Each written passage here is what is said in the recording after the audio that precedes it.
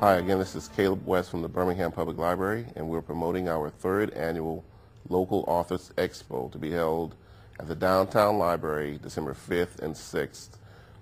Authors will be at the library on the 5th, which is a Friday, or the 6th, but not both days. Today we have Jeaneene Bell, who will be there on Friday. And could you tell us a little bit about yourself? Well, I'm Jeaneene Bell. I'm also known as the Jewelry Detective. That's another one of my titles. I was, like so many others, born and raised right here in Alabama. All my children were born in Alabama. And I have 4 children. I have 10 grandchildren and 3 great-grandchildren. So I am blessed with a big family, and for somebody who grew up as an only child, that's really a blessing. Okay. How did you get started writing? Oh, well, it was just one of those days, you know. No, really and truly. I did it for sort of selfish reasons. I had a collection of hairwork jewelry. Now, most people don't even know what that is. They've never seen it. And I wanted to write a book about it. So what did I do? I called a publisher, spoke to the president. And he said, oh, no. He said, you know, hairwork jewelry, nobody even knows what it is. They're not going to buy a book on it. And I said, okay. And he said, what do you think about the jewelry book that we have out? And I said, I don't care for it, and went on to tell him what I didn't care about. So he said, write me a book then. And he said, give me an outline introduction of a book that you would have liked to have. And so I did. And he said, you can have a big section on hairwork jewelry. So that sold me. He sent me a contract. He gave me an advance. He said, you know, go out and buy a camera so you can take pictures. And I said, well, I don't want to learn another hobby. So, but I did learn how to use that camera. It was so automatic. Okay, and I think one of your books is a hairwork. Yes, it is. I finally got a hairwork jewelry book. It only took me 20 years to do it. But in the meanwhile, I was busy. I've done, this old jewelry book was the first book that I wrote. And it was a little book about this big. And over the years, like I have, it's tended to spread and grow.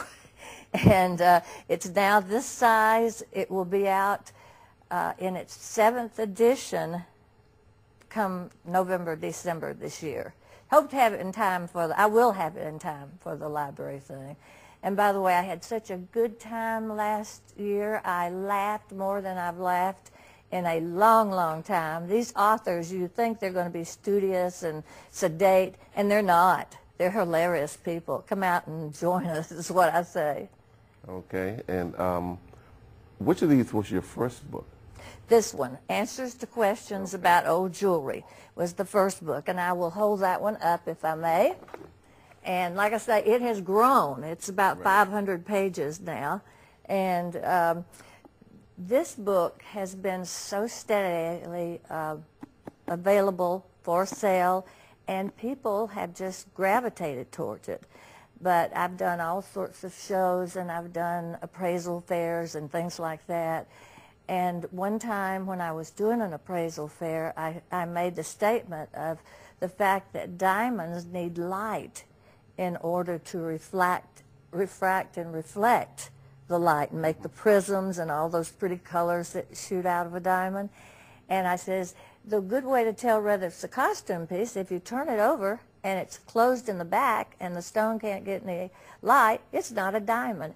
I had people with 5-carat rings on take them off their hands and start looking to make sure that theirs had some light to it. So after that I thought, you know, I've been writing for collectors and people that already know about it.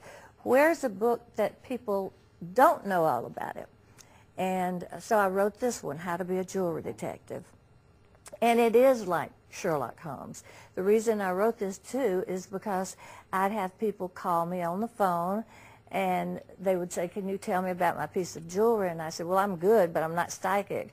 But if you get the piece and put it in your hand, and I will ask you the questions, you use your eyes to answer them, and I can tell you something about it. And after that just became increasingly difficult to keep doing for everyone, I thought, well, why don't I write a book that's got these questions and will help them come to the conclusions and find out the mystery of their jewelry. So that's how this one came about. Okay. And after this one came, you know, when one thing happens, then another happens. So I did this one. Then I would get called saying, well, I found out that I have some valuable jewelry. How do I sell it? Right. Where's a good way to sell it? So out comes the Jewelry Detective Resource Book. And it tells you the pros and cons of the way to sell your jewelry and what to do and what not to do. And it even lists people in it with their names, address, phone numbers, and whatnot that you can sell particular things to, that are dealers that buy particular items. So one thing calls for another, and that's what happened. And then I decided, well, you know, watches are so wonderful, Right. and people have spent their entire life so that we can have disposable watches. I'm serious. They really had to work. And this book goes from the 1500s to the 1950s. And it is wonderful. It's all in color. It's hardback. And I'll say to myself, this was blood, sweat, and tears, this book was, because they wanted somebody to write a book on watches. And none of the old watch collectors would do it. They were afraid they'd get criticized about something. But, you know, being a woman, I could be criticized and it wouldn't matter, because what do women know about watches anyway? And so I wrote it, didn't get any criticism, had lots of compliments, but boy, it was hard. It was really hard. Tell us about the Antique Roadshow. Oh, well, I've been on it for 14 years. The first time I was on it was the first year that they had it, and they came to Kansas City. And some people called me up and said, you know, would you be an appraiser on the Antique Roadshow? And I said, what, another job? I had 3 stores. I said, I think I've got my hands full. But I went and I enjoyed it so much, and I was so impressed by it that I kept coming back. Okay. And what motivates you to continue to do this?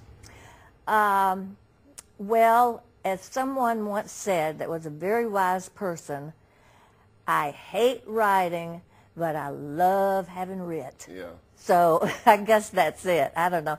And also, the main fact, really, to be serious about it, is that the knowledge comes in layers. That's why you have first, second, third grade. You don't just read a book and learn all about something. You learn in layers. And so I have been so fortunate to share my layer of knowledge and information with other people, and hopefully they don't have to start at square one like I did 25, 30 years ago. They can build on my layer of knowledge and thus increase the whole body of knowledge. Okay. Okay, I'd like to thank you for being here today. Thanks for having me. It's fun. I want everybody to come down and have fun with us. And you moved back to Birmingham from Kansas City after 38 years. Yes. And we're glad you came back. I'm glad I came back too. Sweet home Alabama. Okay. Again, this is Caleb West. We're promoting our Local Authors Expo to be held December 5th and 6th at the Downtown Library. And we hope to see you there. Come on down.